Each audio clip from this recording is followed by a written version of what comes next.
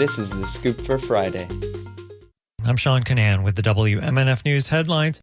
The National Oceanic and Atmospheric Administration said it will no longer track the cost of weather disasters, including floods, heat waves, wildfires, and more. Scientists say these events are becoming increasingly more frequent, costly, and severe with climate change.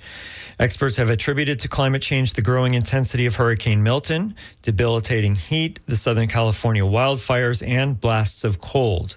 The move is the latest change targeting the weather agency, and it's yet another of President Trump's efforts to remove references to climate change and the impact of greenhouse gas emissions on the weather from the federal government's language and documents. Florida's former lieutenant governor has been named the only finalist to become the next president of Florida International University. The Presidential Search Committee's unanimous selection of former Republican state lawmaker Jeanette Nunez is no surprise. She's been serving as the school's interim president since February and has the backing of Republican Governor Ron DeSantis. FIU is one of the country's largest universities with more than 56,000 students and serves a significant population of Latino, first-generation, and low-income students. Selecting DeSantis' second-in-command as the only finalist marks the latest and clearest example of the governor's impact on higher education in Florida, and it's another example of a state university choosing a politician as its president. Advocacy groups are pushing back on Governor Ron DeSantis' attempts to make it harder for citizen campaigns to change the Constitution. WMNF's Chris Young reports on the controversial new Florida law.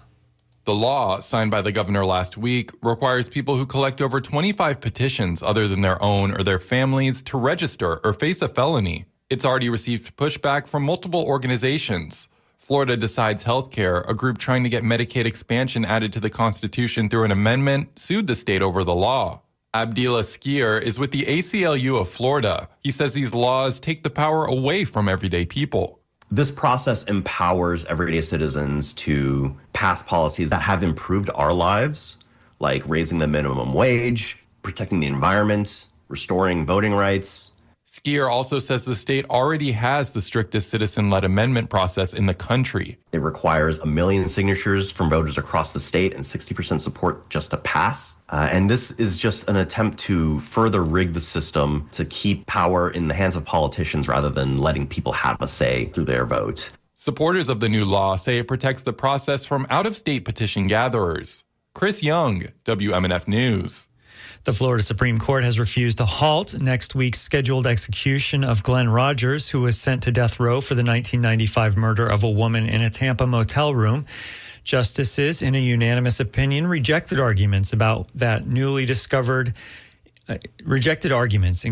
that newly discovered evidence about sexual abuse and trafficking that Rogers suffered as a child should spare him from being executed next Thursday. The court also turned down an argument that using the state's lethal injection procedure on Rogers likely would violate the U.S. Constitution's Eighth Amendment ban on cruel and unusual punishment. That argument was based on Rogers having a medical condition known as porphyria and the potential interaction with etomidate, a sedation drug used in the procedure.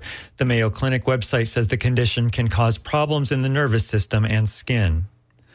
Two of Tampa's most famous adult entertainment clubs now have the same management.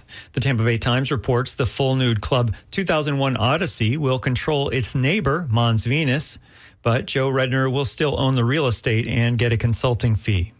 The Republican-led U.S. House has passed a bill that would rename the Gulf of Mexico as the Gulf of America and direct federal agencies to update their documents and maps to incorporate that new name. President Trump signed an executive order during his first day in office to rename the Gulf. Yesterday, House Republicans showed their official support in a 211 to 206 vote. It's unclear whether the Senate will go along. Florida has already made that change. Democrats say the vote yesterday demonstrates Republicans are not focusing on the priorities of most Americans. It'll be partly cloudy and hot today with highs near 90. Tonight, cloudy, overnight lows in the mid-70s. And tomorrow for the Tropical Heatwave Music Festival in Ybor City, it'll be mostly cloudy, breezy, and not as hot with highs in the high 80s. There's a slight chance of rain tomorrow. I'm Sean Canan with the WMNF News headlines. This is The Scoop. Recorded at WMNF Tampa.